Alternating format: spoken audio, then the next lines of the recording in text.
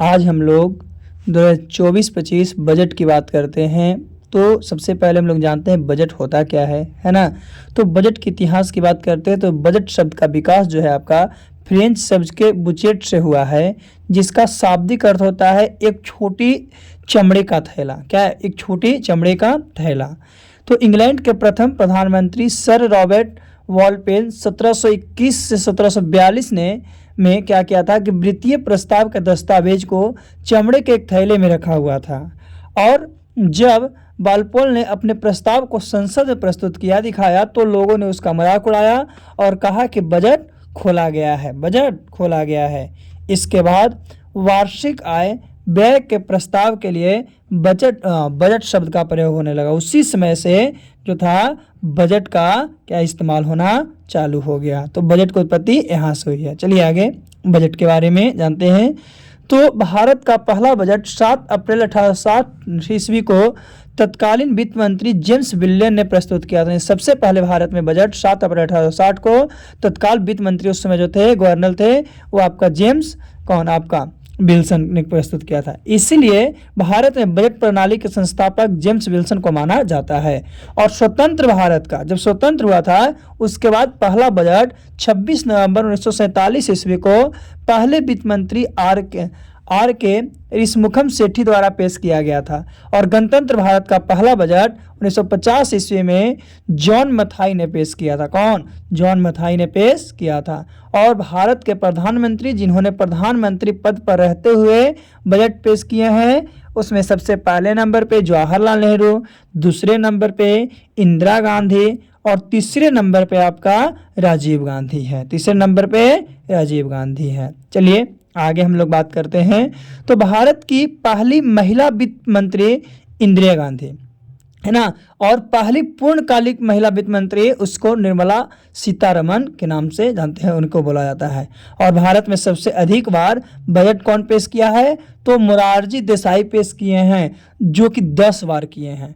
तो संविधान के अनुच्छेद 112 के अनुसार एक वर्ष के केंद्रीय बजट को वार्षिक वित्तीय वितरण कहा जाता है, जिसे शॉर्ट फॉर्म में हम लोग AFS के नाम से जानते हैं। सबसे लंबे बजट भाषण का रिकॉर्ड मौजूदा वित्त मंत्री निर्मला सीतारमन के नाम है। इन्होंने यूनियन बजट 2020-21 पेश करते हुए 2 घंटे 42 मिनट का भाषण दिया था। इतना लंबा वो भाषण दिए थे 2020-21 का बजट पेश करते हुए। और देश का सबसे छोटा बजट भाषण केवल 800 शब्दों का था, जो कि 1977 ईस्वी में वित्त मंत्री हीरा भाई पटेल ने दिया था। यानी सबसे छोटा हीरा भाई पटेल, सबसे लंबा निर्मला सीतारमन। निर्मला सीतारमन ने लगातार 7वें केंद्रीय बजट के साथ इतिहास रखा था। लगातार 7वें केंद्रीय बजट के साथ क्या अपना इतिहास को रचा था। और बजट अनुमान 2024 ईस्वी में बताया था कि इसका कुल व्यय 48,20,512 करोड़ रुपया अनुमान लगाया था। कितना इसका बजट है? कौन? निर्मला सीतारमन ने। फिर आपका ऋण को छोड़कर कुल प्राप्ति 32.07 लाख रुपया प्राप्त था। कुल व्यय 48.21 लाख रुपया। सकल कल प्राप्ति 25.83 लाख करोड़। और वित्तीय घाटा GDP का 4.9% है ना। ये इसका क्या था? आपका रेशियो था, अनुपात था, जो कि ऊपर में इंग्लिश में लिखा गया है और नीचे में हिंदी में आपको दिखाया गया है। तो देखते हैं कब किसका कौन सा कितना बजट था, है ना। सबसे पहले जानते हैं कि मुख्य जातियों पर ध्यान दिया गया था। बजट में मुख्य जातियों पर सबसे पहले अन्नदाता पर ध्यान दिया गया था, युवा पर ध्यान दिया गया था, महिला पर ध्यान दिया गया था और गरीब पर ध्यान दिया गया था। मुख्य जाति पर सबसे पहले 24-25 में ध्यान दिया गया था। कौन? अन्नदाता, गरीब, युवा और महिला, है ना। चलिए इसके आगे हम लोग जानते हैं कि सबसे पहले रोजगार क्या है। तो इसमें थीम्स क्या था? रोजगार देना, कौशल प्रशिक्षण जिसको स्किलिंग डेवलपमेंट बोलते हैं। फिर MSME और मध्यम वर्ग, ये 4 गो आपका क्या था? थीम्स थी। कितनी? 4 थीम्स थी उन लोगों को बढ़ाने के लिए। चलिए आगे हम लोग देखते हैं कि कौन कौन सी रक्षा के लिए कितना? तो 4,54,773 करोड़ रुपया। ग्रामीण विकास के लिए 2,65,808 करोड़ रुपया।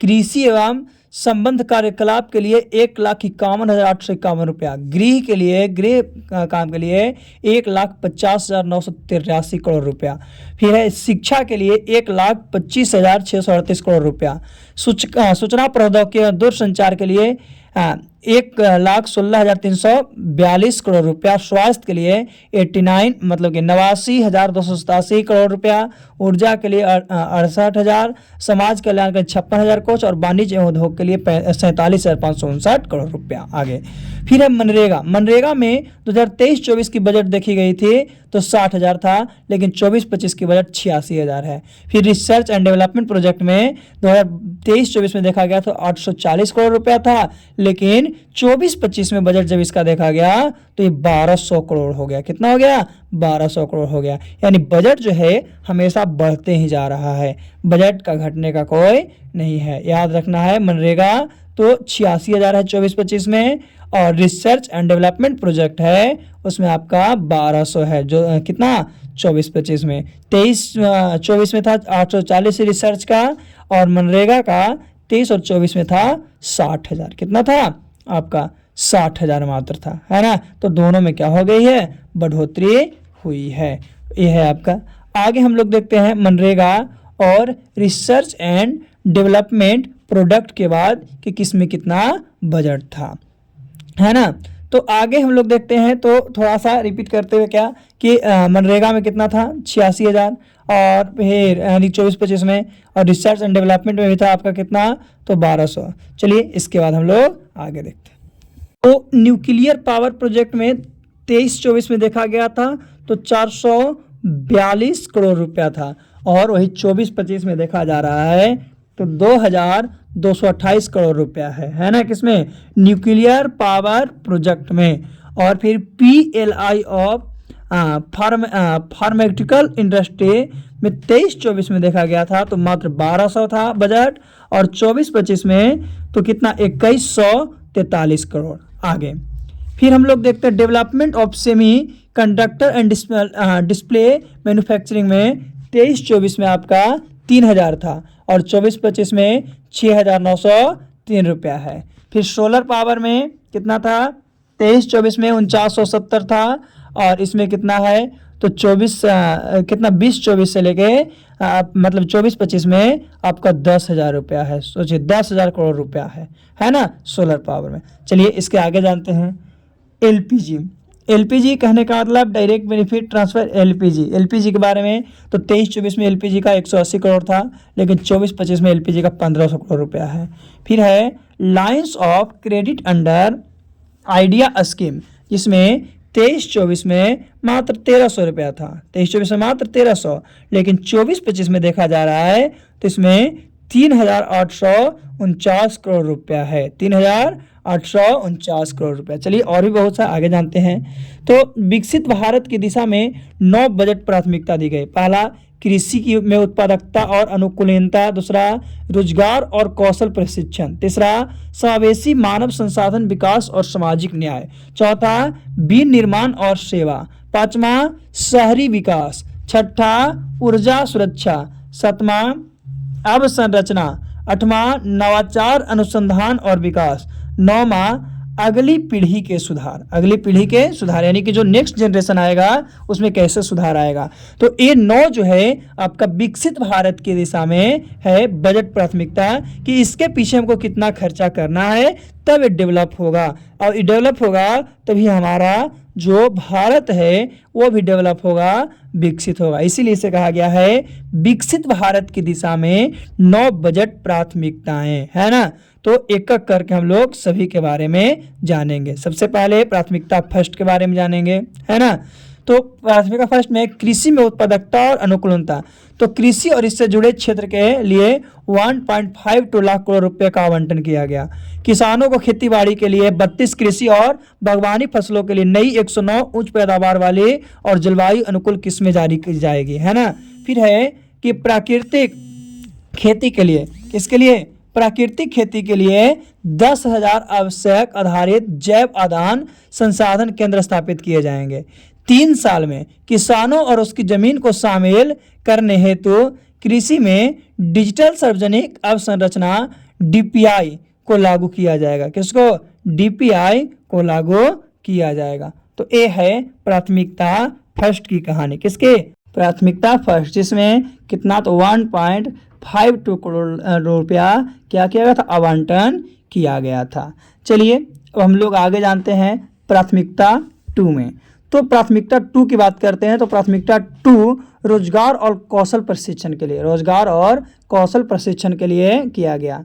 देखिए, तो ईपीएफओ में पंजीकृत पहली बार नौकरी करने वाले कर्मचारी जो नौकरी कर रहे थे वो से लोग को 3 किस्तों में 15,000 रुपया तक का 1 महीने का वेतन प्रदान किया जाएगा। एक कितना? 15,000 रुपया तक 1 महीने में वेतन प्रदान किया जाएगा। 1,000 रुपया, है ना, इंडस्ट्रियल ट्रेनिंग इंस्टीट्यूट यानी आईटीआई को हब और स्पोक व्यवस्था में उन्नत किया जाएगा। और इस योजना के तहत 5 वर्षों की अवधि में 20 लाख युवाओं को कौशल प्रशिक्षण दिया जाएगा। यानी 5 साल में 20 लाख युवा को क्या करना है? उसके बारे में मतलब आईटीआई का कोर्स करवाना है। और इसके लिए 60,000 करोड़ रुपया प्रावधान किया गया। सोचिए, यानी आईटीआई करने के लिए 60,000 रुपया क्या किया गया है? आपका प्रावधान किया गया है ना। आगे प्राथमिकता थर्ड में, चाहे तुम्हें थोड़ा सा और है, क्या है कि 5 वर्षों में 1 करोड़ युवाओं को 500 शीर्ष कंपनियों में इंटर्नशिप की नई योजना दी जाएगी। और इस योजना के तहत 5,000 रुपया प्रति माह का प्रशिक्षण भत्ता और 6,000 रुपया का एक बारगी सहायता प्रदान की जाएगी। टोटल कितना हो गया? 11,000 रुपया हो गया, है ना।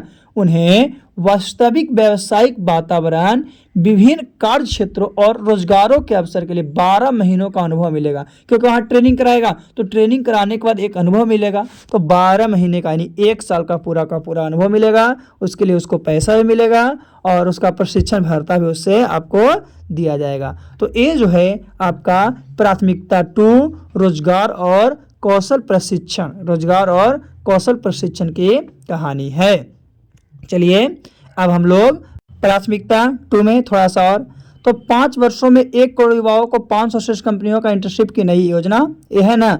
इसके अलावा थोड़ा सा और देखते हैं। तो सरकारी योजनाओं और नीतियों के तहत किसी भी लाभ के लिए पात्र नहीं रहे युवाओं की मदद के लिए उन्हें घरेलू संस्थानों में उच्च शिक्षा के लिए 10 लाख रुपए तक ऋण के लिए वित्तीय सहायता घोषणा करें, फाइनेंस, है ना। और इस उद्देश्य के लिए हर साल 1 लाख छात्रों को सीधे ई वाउचर दिए जाएंगे। सीधे क्या? ई वाउचर दिए जाएंगे, जिससे उनके ऋण राशि के 3% की वार्षिक ब्याज को भी क्या मिलेगी? छूट मिलेगी। कैसे के लिए? तो रोजगार करने के लिए, कौशल प्रशिक्षण के लिए, किसी रोजगार को करने के लिए, किसी को सीखने के लिए सरकार के द्वारा पैसा दिया जाता है ना।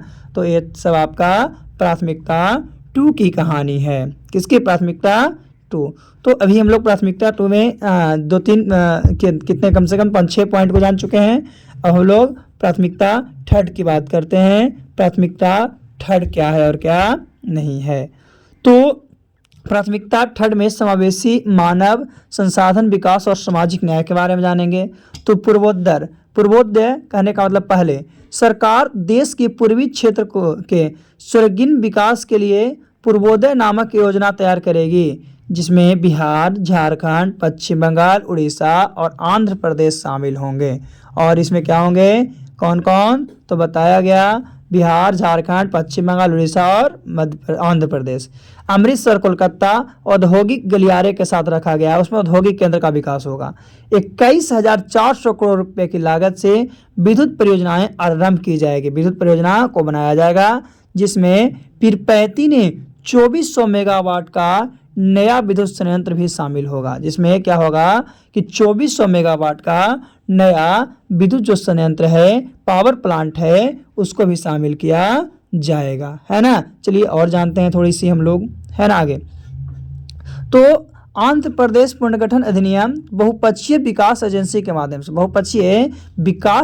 के माध्यम से मौजूदा वित्त वर्ष में 15,000 करोड़ रुपए की विशेष वित्तीय सहायता दी जाएगी। 15,000 करोड़ रुपया, है ना। फिर विशाखापट्टनम, तो विशाखापट्टनम चेन्नई औद्योगिक गलियारे में कोप्पार्थी क्षेत्र और हैदराबाद बेंगलुरु औद्योगिक गलियारे में ओरवाकल क्षेत्र में औद्योगिक केंद्र, ये सब को क्या किया जाएगा, डेवलप किया जाएगा, विकसित किया जाएगा, है ना। और ये डेवलप के बाद हमारा जो है बजट, यानी ये सब हमारे बजट में है। कौन सा बजट में है, तो भारत में जो 24-25 की बजट है उसमें ये सब को प्रावधान किया गया है कि 24-25 में क्या क्या होगा, है ना। चलिए आगे हम लोग जानते हैं, एक एक करके जान रहे हैं। ऐसे आपको मुक्ता 9 था जिसमें भी हम लोग तीसरे के बारे में जान रहे थे, तो थोड़ी सी और तीसरे के बारे में जानते हैं कि और क्या है। चलिए, तो महिलाओं के नेतृत्व विकास, महिलाओं के नेतृत्व विकास, तो महिलाओं और लड़कियों को फ़ायदा पहुंचाने वाली, जो महिला है और लड़की है उसको फ़ायदा पहुंचाने वाले योजनाओं के लिए कुल 3 लाख करोड़ रुपए का आवंटन किया गया। सोचिए, महिला एवं लड़की को फायदे वाली योजना के लिए कितना, 3 लाख करोड़ रुपए आवंटन किया गया, है ना। वही उत्तरी पूर्वी क्षेत्र में बैंक शाखाएं में, तो उत्तरी पूर्वी क्षेत्र में इंडिया पोस्ट बैंक की 100 शाखा खोलना। इंडिया पोस्ट बैंक जो है उसका क्या, वो 100 को शाखा जो है वो खोलना, है ना। तो ये सब किसमें है, समावेशी मानव संसाधन विकास और सामाजिक न्याय में, सामाजिक न्याय में किसमें, तो समावेशी मानव संसाधन विकास और सामाजिक न्याय के लिए, यानी समाज के न्याय के लिए, है ना। प्राथमिकता 3rd में सबको किया गया है। चलिए इसके आगे हम लोग और जानते हैं थोड़ा सा, है ना। प्राथमिकता 3rd में ही क्या है कि प्रधानमंत्री जनजातीय उन्नत ग्राम अभियान, है ना। तो इसमें क्या किया गया कि जनजातीय बहुल गांव और आकांक्षी जिलों में जनजातीय परिवारों का सामाजिक आर्थिक विकास होगा और इसके लिए 63,000 गाँव के 5 करोड़ जनजातीय लोग लाभार्थी होंगे, है ना। और एक प्रधानमंत्री जनजातीय उद्गम ग्राम योजना के अंतर्गत क्या होगा कि जनजातीय समुदाय की सामाजिक आर्थिक स्थिति में सुधार होगी, जनजातीय परिवारों को पूर्ण कवरेज के लिए उठाए जाएंगे, ये महत्वपूर्ण कदम, है ना। और 63,000 गाँव के 5 करोड़ जनजातीय लोग होंगे जिनको इसका क्या होगा, पूरा का पूरा लाभ मिलेगा। ये आपका किसके द्वारा, प्रधानमंत्री, है ना। अभी के तत्काल के प्रधानमंत्री कौन है, तो अभी जो है नरेंद्र मोदी हैं। कौन है, नरेंद्र मोदी। चलिए और हम लोग आगे जानकारी प्राप्त करते हैं, प्राथमिकता 3rd की जानकारी प्राप्त करते हुए हम लोग आगे बढ़ते हैं प्राथमिकता 4 की ओर।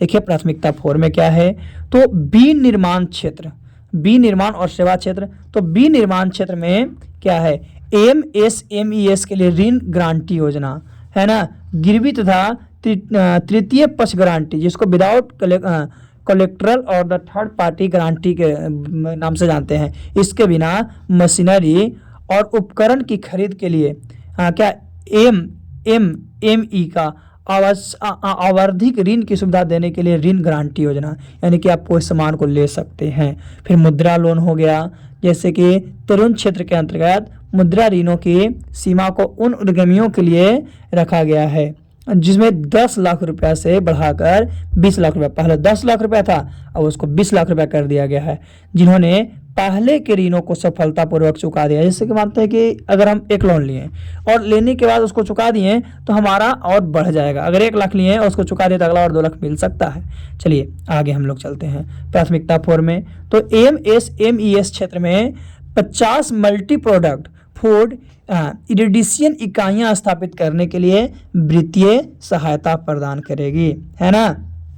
फिर है आपका MSME, है ना, MSME तथा पारंपरिक कारीगरों को अंतर्राष्ट्रीय बाजारों में अपने उत्पादों को बेचने में सक्षम बनाने के लिए सार्वजनिक निजी भागीदारी, जिसको PPP मोड में ई-कॉमर्स निर्यात केंद्र स्थापित किए जाएंगे, जिससे क्या है कि कोई बनाने वाले को, उत्पादों को बेचने के सक्षम वाले को किसी प्रकार की कोई समस्याएं नहीं होगी, किसी प्रकार की कोई समस्या नहीं होगी, जिससे वो अच्छे से अपना बिजनेस कर सकता है। ये प्राथमिकता 4 में था। किसमें था, ये जो था आपका प्राथमिकता 4 में था। चलिए अब हम लोग प्राथमिकता 4 के बाद प्राथमिकता 5 की बात करते हैं। तो प्राथमिकता 5 में है शहरी विकास, शहरी विकास। तो शहरी विकास कहने का मतलब शहरी आवास पहले जानते हैं, तो प्रधानमंत्री आवास योजना शहरी टू के अंतर्गत 2.2 लाख करोड़ रुपए की केंद्रीय सहायता सहित 10 लाख रुपए के निवेश के अगले 5 वर्ष में 1 करोड़ शहरी गरीब और मध्यम वर्ग के परिवारों की आवास जरूरतों को समाधान किया जाएगा। 1 करोड़ जो शहर में गरीब है उसको उद्यान किया जाएगा।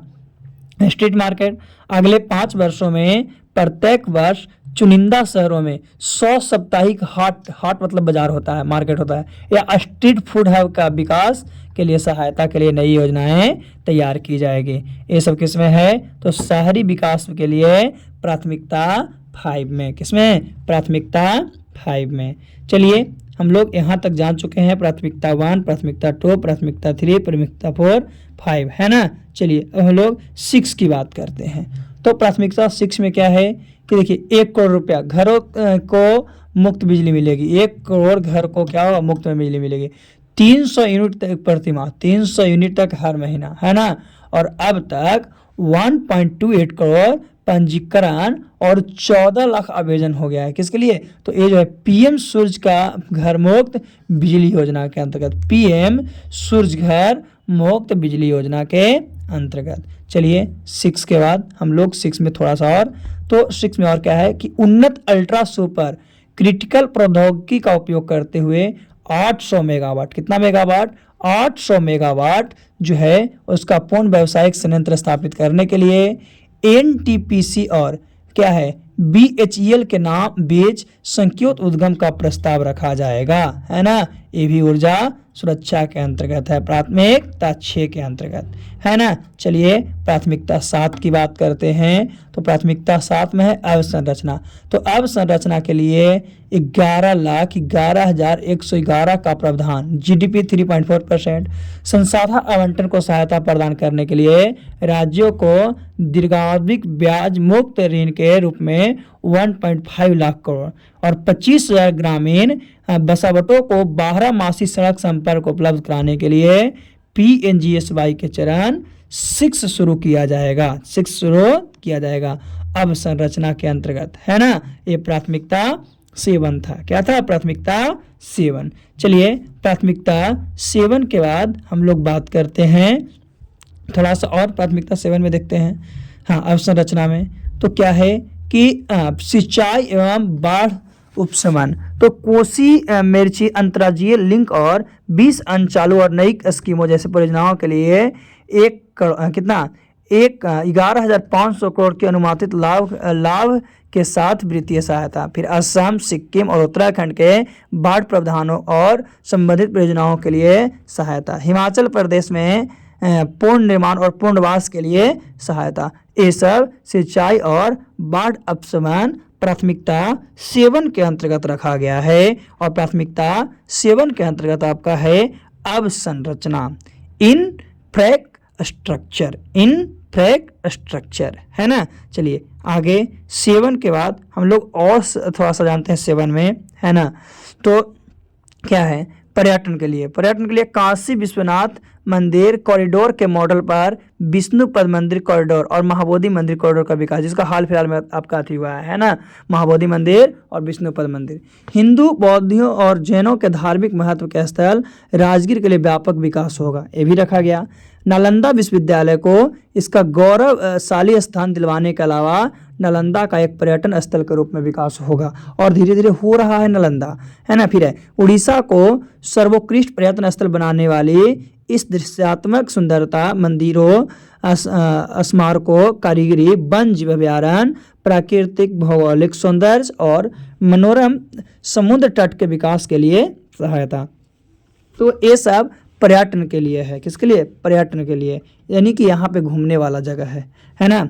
और हमारे बिहार में ही आपका विष्णुपद है, आपका महाबोधि मंदिर है, राजगीर है, नालंदा है। आगे फिर है 8, प्राथमिकता 8 में क्या है? तो नवाचार, अनुसंधान और विकास। तो मूलभूत अनुसंधान और प्रोटोटाइप विकास के लिए राष्ट्रीय अनुसंधान निधि शुरू की जाएगी और 1 लाख रुपए के वित्त पोषण पुल के साथ वाणिज्य स्तर पर निजी क्षेत्र प्रेरित अनुसंधान और नव प्रवर्तन किया जाएगा। अंतरिक्ष अर्थव्यवस्था 1000 करोड़ रुपया, कितना? 1000 करोड़ रुपया का एक वेंचर कैपिटल फंड बनाया जाना है ना। उसके बाद हम लोग को ये सब प्राथमिकता 8 में है, जिसमें नवाचार, अनुसंधान और विकास की बात कही गई है, विकास की बात कही गई है। और टोटल तो हम लोग को प्राथमिकता 9 तक ही पढ़ना है ना, जिसमें प्राथमिकता 8 तक हम लोग जान चुके हैं कि क्या है और क्या नहीं है। यानी प्राथमिकता 1, 2, 3, 4, 5, 6, 7 और 8। चलिए आगे हम लोग चलते हैं। तो प्राथमिकता 9 में अगली पीढ़ी में सुधार, ये लास्ट टॉपिक है आपका, है ना। तो ग्रामीण भूमि संबंधी कार्य, तो सभी भूखंडों के लिए अन्य भूखंड पहचान संख्या अथवा भू आधार। दूसरा, समवर्गीय मानचित्रों का डिजिटलीकरण। तीसरा, वर्तमान स्वामित्व के अनुसार मानचित्र उप प्रभागों का सर्वेक्षण। चौथा, भू रजिस्ट्री की स्थापना। और पांचवा, कृषक रजिस्ट्रियों को जोड़ना, कृषक रजिस्ट्रियों को क्या करना, जोड़ना। ये 5 जो है ग्रामीण भूमि संबंध कार्य है ना, जिसका हिंदी और इंग्लिश दोनों में आपका लिखा गया है ना। यह है किसके अंतर्गत, तो प्राथमिक 9 के अंतर्गत, जिसके अंतर्गत आपका अगली पीढ़ी में सुधार होगा। चलिए थोड़ा सा और जानते हैं। तो सीमा शुल्क में परिवर्तन, तो कैंसर की 3 और दवाइयों की सीमा शुल्क से पूर्णतः छूट रहे, उसको लाभ पाने वाले क्षेत्र में किफ़ायती दवा मिलेगा। Mobile phone, mobile PBS, charger, BCD को घटाकर 15% कर दिया गया है मोबाइल उद्योग वाला में। सोने और चांदी की सीमा शुल्क को घटाकर 6% और प्लेटिनम पर 6.4% कर दिया है, तो घरेलू मूल्य संवर्धन में आपका उपयोग आएगा, लाभ होगा। फिर झींगा और फिश फीड पर बीसीडी घटाकर 5% करना, तो समुद्री निर्यातों के प्रतिस्पर्धात्मक में वृद्धि होगी। सोलर सेल और पैनलों के विनिर्माण के लिए अधिक पूंजीगत वस्तुओं का छूट होगा, तो ऊर्जा स्रोतों में बदलाव के लिए सहायता होगी। और 25 महत्वपूर्ण खनिजों पर सीमा शुल्क से पूर्णतः क्या होगी, आपका छूट मिलेगी, तो ये महत्वपूर्ण खनिज क्षेत्र को बढ़ावा होगा, है ना। चलिए आज के लिए इतना ही काफ़ी, फिर से हम लोग अगले वीडियो में पुनः मिलते हैं। ये था आपका 2024-25 का बजट। क्या था, 24-25 का बजट।